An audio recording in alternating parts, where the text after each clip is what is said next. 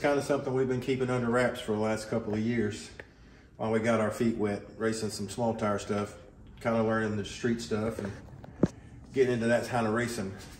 Yeah, most of y'all know the Nova was actually an index race car when we got it, so we were slowly trying to change it over to small tire.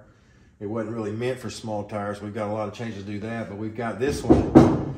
We're going to dedicate this one, and this is going to be a totally built for small tire racing. We're going to gut it, and we're going to put everything back in it, built just for small tire.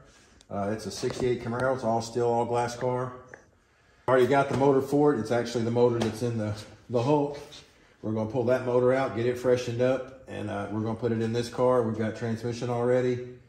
We're going to pull that rear end out. That's actually a 12-bolt ladder bar rear end. We're going to pull it out, go back with a Fab 9 rear end, 4-link setup.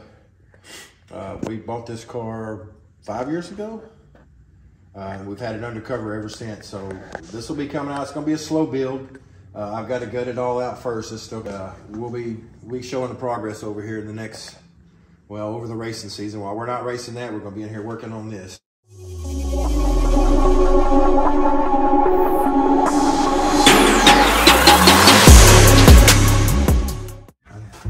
forgot to get the damn tool to get those off with. All right.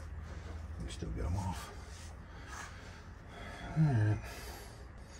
All right, so we're going to be cutting all this old crappy sheet metal out. You can see whoever had the car before us used galvanized sheet metal, what you would use in a HVAC duct system, which is really what you're not, it just looks like crap. So we're going to be cutting basically the whole car out from here back. The floor's gone. We need all that sheet metal gone. I'll get to work on the trunk. I need to pull this rear end stuff out first. It's an old ladder bar, 12-bolt rear end. It's got to go.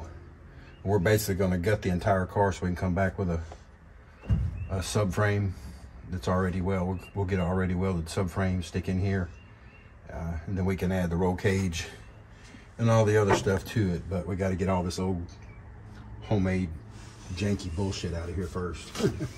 So what I need you to do, you're going to have to drill out all these rivets so we can pull this sheet metal out, okay?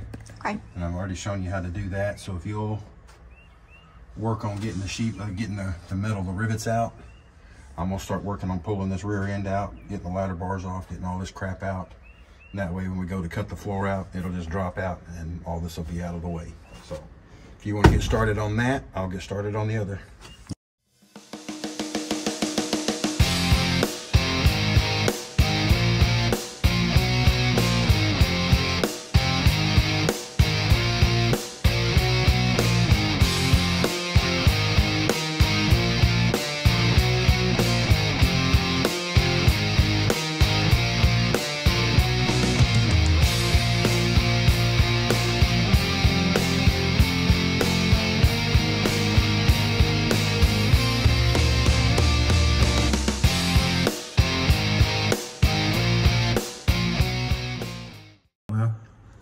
As you can see, we've got a big pile of metal out there.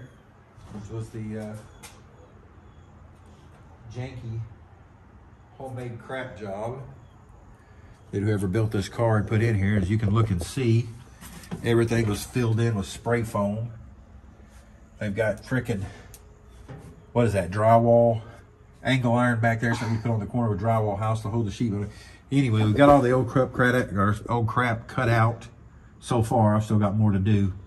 We're going to have to cut these cell panels out, trim all that back up to the metal, get the trunk hinges off, get that all trimmed up, back up to clean metal, get the rest of this floor all the way up to the firewall gone.